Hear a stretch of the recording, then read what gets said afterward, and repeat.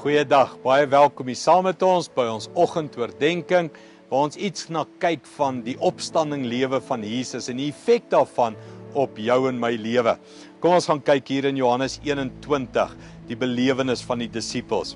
Hy sê vanaf vers 9 af, hy sê toe hulle aan land kom, sien hulle 'n vuurtjie met 'n vis wat daarop lê. En daar was ook brood. Jesus sê vir hulle: "Bring van die vis wat julle sopas gevang het." Simon Petrus het in die boot geklim en die net aan land getrek. Dit was vol groot visse, 153 van hulle. Al was daar so baie, het die nette nie geskeur nie. Jesus het hulle uitgenooi: "Kom kry ontbyt." En een van sy disippels het dit gewaag om hom te vra: "Wie is u nie?" Hulle het geweet dat dit die Here is.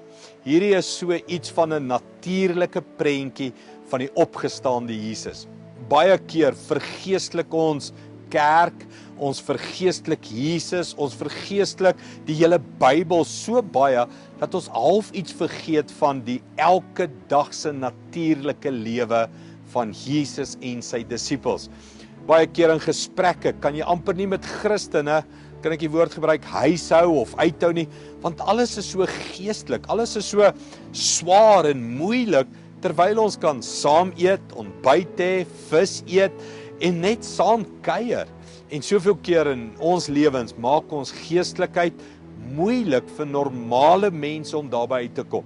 Na die opstanding het Jesus ontbyt saam met sy disippels geëet, gesit en gekuier en gesels. Almal het geweet dit is die Here. Niemand hoef dit super spiritual te maak nie. Almal het dit geniet om net saam met hom te wees. Hoe maak jy jou geestelikheid? Hoe maak jy jou verhouding met Jesus? Maak jy dit natuurlik?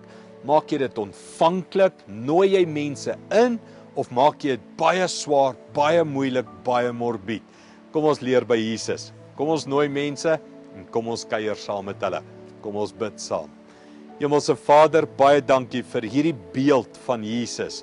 Nie 'n abstrakte, geestelike, moeilike beeld nie, maar 'n man wat sy vriende nooi om saam te kuier. Help ons om so die beeld uit te dra in Jesus naam. Amen.